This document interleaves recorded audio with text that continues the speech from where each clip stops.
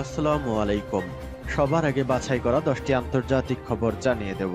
প্রথমেই থাকছে শিরোনাম, তবে তার আগে অনুরোধ থাকবে ভিডিওটিতে একটি লাইক দিবেন। ফিলিস্তিন জিন্দাবাদ জানিয়ে দিব হাতে থাকা সর্বশেষ আপডেট আন্তর্জাতিক সংবাদ। প্রথমেই সংবাদ শিরোনাম, ভিনসন রণতরী প্রথমবারের মতো লক্ষ্যবস্তুতে পরিণত 20টি মার্কিন ড্রোন ভূপাতিত করল ইয়েমেন। এরপর জানিয়ে দিব মার্কিন হুমকি মাথায় নিয়ে বৈঠকে বসছে ইরান। এদিকে রাশিয়ার সেনারা সিরিয়ায় অবস্থান করবে বলেছেন রাশিয়ার দূত।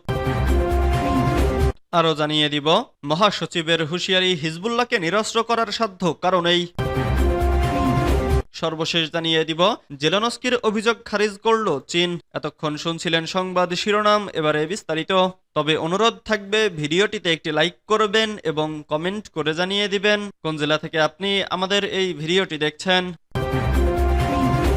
ভিনসন রণতরী প্রথমবারের মতো লক্ষ্যবস্তুতে পরিণত 20টি মার্কিন ড্রোন ভূপাতিত করল ইয়েমেন। আরব সাগরে প্রবেশের পর প্রথমবারের মতো আমেরিকার যুদ্ধজাহাজ ভিনসনকে লক্ষ্যবস্তু করেছে ইয়েমেনি সশস্ত্র বাহিনী। পার্স টুডে আরও জানিয়েছে, ইয়েমেনি সশস্ত্র বাহিনীর মুখপাত্র ইয়াহিয়া সারি শুক্রবার সানায় ইয়েমেনি মিছিলকারীদের বিশাল সমাবেশে ঘোষণা করেন, ইয়েমেনি ক্ষেপণাস্ত্র ইউনিট একটি অভিযানের সময় জুলফিকার ব্যালিস্টিক ক্ষেপণাস্ত্র দিয়ে অধিকৃত জাফা এলাকার বেনগুরিয়ন বিমানবন্দরের উপকণ্ঠে একটি সামরিক লক্ষ্যবস্তুতে হামলা চালিয়েছে। গতকাল ইয়েমেনের জনগণ আবারও গাজার জনগণের সাথে সংহতি প্রকাশ করে মিছিল করেছে।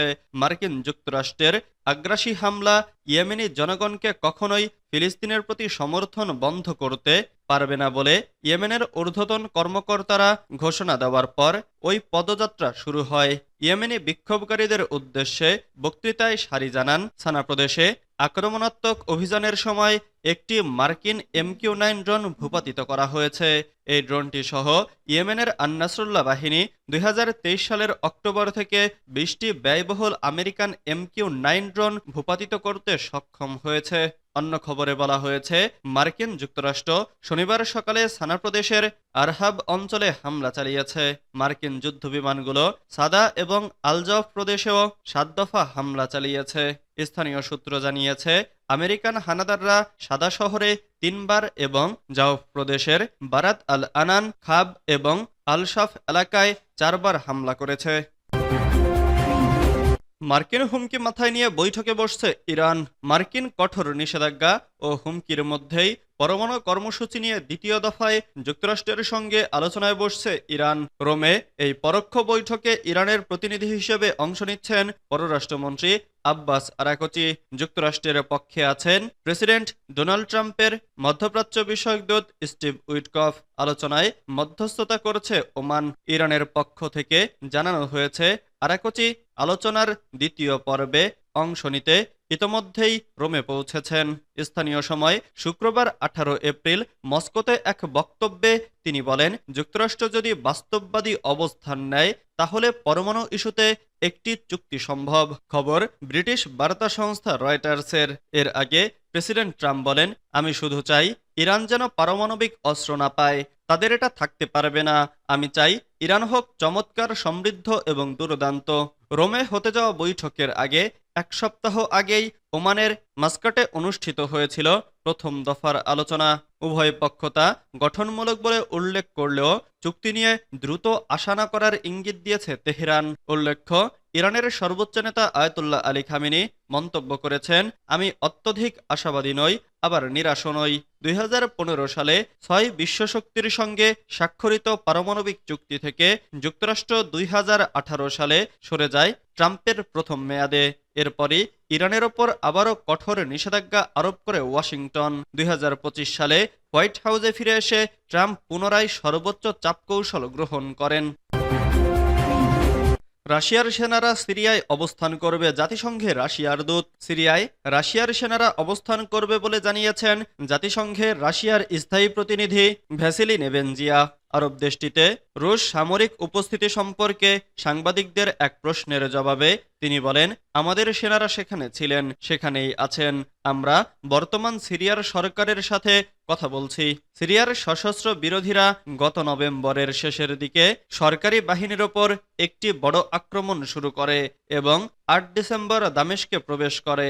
এরপর বাশার আল আসাদ প্রেসিডেন্ট পদ থেকে পদত্যাগ করেন এবং দেশত্যাগ করে মস্কো যান। সিরিয়ার কার্যত নেতা এখন আহমেদ আল সারা, যিনি আবু মোহাম্মদ আল গোলানি নামেও পরিচিত।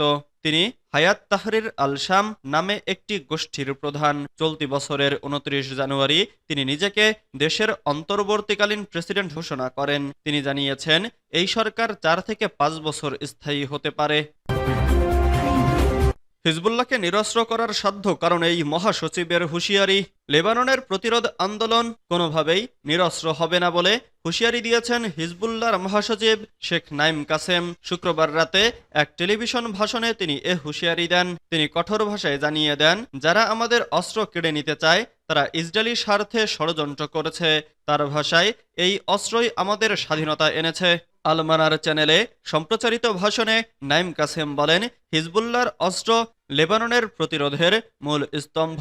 সশস্ত্র এই গোষ্ঠীটি দেশকে মুক্ত করেছে, দেশের সার্বভৌমত্ব রক্ষা করেছে এবং আজও ইসরায়েলের আগ্রাসনকে প্রতিহত করে চলেছে। তার ভাষায়, যারা আমাদের নিরস্ত্র করতে চায় তারা আসলে দক্ষিণ লেবাননকে দখলের পথে ইসরায়েলের জন্য পথ তৈরি করতে চায়। হিজবুল্লাহ মহাসচিব এ সময় জানান, লেবাননের যুদ্ধবিরতির পরও ইসরায়েল ২৭০০-এরও বেশিবার আগ্রাসন চালিয়েছে। আমাদের প্রতিরোধ ছাড়া এই আগ্রাসন থামত না। তিনি আরও জানান, হিজবুল্লাহ সবসময় যুদ্ধবিরতির শর্ত মেনে চলেছে, তবে দখলদার ইসরায়েল তা একের পর এক ভেঙে চলেছে।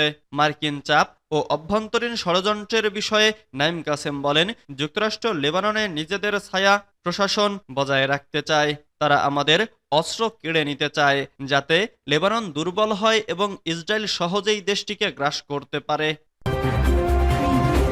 জেলেনস্কির অভিযোগ খারিজ করল চীন। ইউক্রেনের প্রেসিডেন্ট ভলোদিমির জেলেনস্কির অভিযোগ খারিজ করে দিয়েছে চীন। জেলেনস্কি দাবি করেছিলেন, রাশিয়াকে অস্ত্র ও গান পাউডার সরবরাহ করছে চীন। শুক্রবার ১৮ এপ্রিল চীনের পররাষ্ট্র মন্ত্রণালয় এই অভিযোগকে ভিত্তিহীন বলে আখ্যায়িত করে। ব্রিটিশ বার্তা সংস্থা রয়টার্স এ খবর জানিয়েছে। ওই নিয়মিত ব্রিফিংয়ে চীনের পররাষ্ট্র মন্ত্রণালয়ের মুখপাত্র লিন জিয়ান বলেন, ইউক্রেন সংকটে কোনো পক্ষকে আমরা কখনোই প্রাণঘাতী অস্ত্র সরবরাহ করিনি। ইউক্রেন ইস্যুতে চীনের অবস্থান স্পষ্ট। আমরা যুদ্ধবিরতি ও সংঘাত অবসানে সক্রিয়ভাবে কাজ করছি এবং শান্তি আলোচনাকে উৎসাহিত করছি। তিনি আরও বলেন, চীন ভিত্তিহীন অভিযোগ ও রাজনৈতিক কারসাজির বিরোধিতা করে। ইউক্রেন নিজেই প্রকাশ্যে বলেছে, রাশিয়ার আমদানিকৃত অস্ত্রের বেশিরভাগ যন্ত্রাংশ যুক্তরাষ্ট্র ও অন্যান্য পশ্চিমা দেশ থেকে আসে।